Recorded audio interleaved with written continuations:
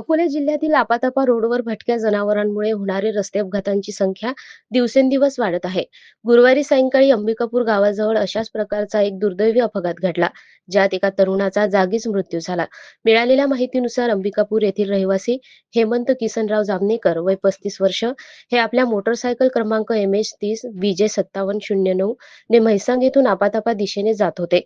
सायंकाळी सुमारे 7 वाजताच्या सुमारास ते अंबिकापूर बस स्टॉपजवळ पोहोचले असता अचानक एक कुत्रा त्यांच्या मोटरसायकल समोर आला.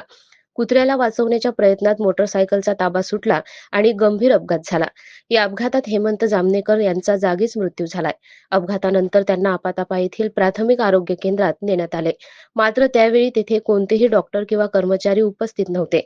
त्यानंतर रुग्णवाहिका चालकाने तत्परता दाखवत जखमी तरुणाला अकोला येथील शासकीय रुग्णालयात दाखल केले.